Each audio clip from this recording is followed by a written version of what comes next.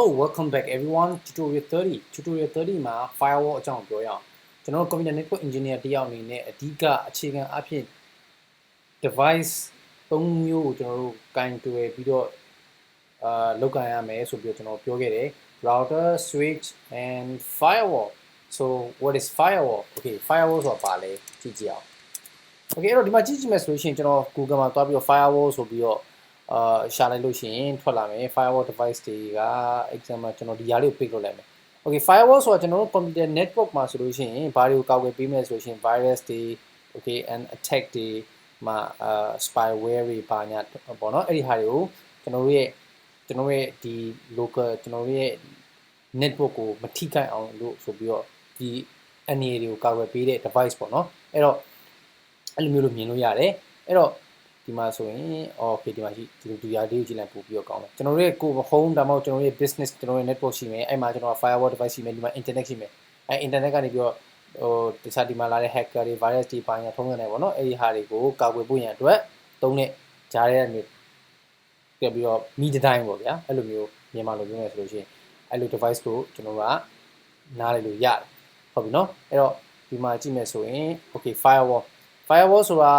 တင်ရဖြစ်ပြောဆိုရင်ဟို packet filtering ကျွန်တော်တို့ data တွေကို data တွေကိုကျွန်တော်ကဒီမှာ technology term ဆက်တော့ packet လို့သုံးတယ် okay packet တွေကိုကျွန်တော် filter လို့တင်ရဖြစ်ပြောဆိုရင် firewall ကဘာလို့လဲဆိုရင် allow လုပ်မှလား deny လုပ်မှလားဥပမာဆိုလို့ရှိရင်ကျွန်တော်ကရုံးကနေပြီးတော့ဟိုမှာ Facebook ကိုသုံးမယ်ဆိုလို့ရှိရင်ကျွန်တော်ရုံးက okay Facebook ကိုသုံးလို့မရဘူးရုံးချိန်မှာဘယ်ကနေပြီးတော့ကျွန်တော်ပိတ်ထားမယ်ဆိုလို့ရှိရင်ဘာလဲဆို firewall အကြမ်းမြင့်အပြင်ပြောတာ firewall device ကနေပြီးကျွန်တော်ကပိတ်ထားလို့ရတယ် okay အဲ့တော့အဓိက firewall ရဲ့အဓိကကရည်ရွယ်ချက်ကဘာလဲဆိုရင်ကျွန်တော်ဒီ traffic တွေကို internet တွားမဲ့ traffic တွေ network traffic တွေကိုကျွန်တော်တို့က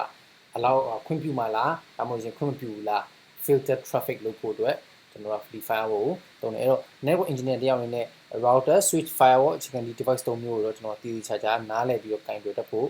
လိုအပ်တယ်ဟုတ်ပြီနော်အဲ့တော့နောက်တစ်ခုကပါရှိမယ်ဆိုရင်ဟုတ်ပြီ firewall product တွေနဲ့ပတ်သက်လို့ဆိုရင်ပါရှိမယ်ဆိုရင် cisco.com firewall တွေအများကြီးပဲဒီမှာဆိုရင် example cisco.com ဒီ product ကိုတွားမယ်ဆိုရင်သူကဘယ်အောက်မှာရှိမယ်ဆိုရင်သူက security device အောက်မှာရှိမယ်ဟုတ်ပြီနော် security ကိုတွားမယ် security မှာဘာတွေရှိမလဲဟိုမှာ network security မှာဆိုလို့ရှိရင် okay next generation firewall ဟုတ်ပြီနော်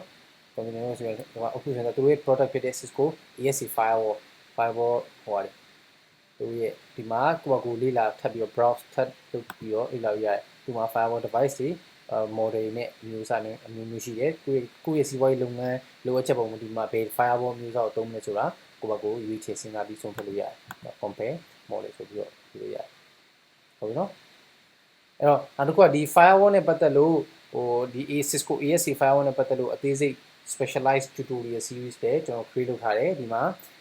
RAC ရဲ့ video channel မှာ Cisco ESC firewall tutorial ဆိုပြီး create လုပ်ထားတယ် 1 2 3 5 7 8 9အဲ့တော့နောက်လေ့လာလို့ရတယ် alright so router switch firewall so tutorial 30မှာဆိုရင်ဒါ firewall ကြောင့် alright so thank you very much everyone and see you in the next tutorial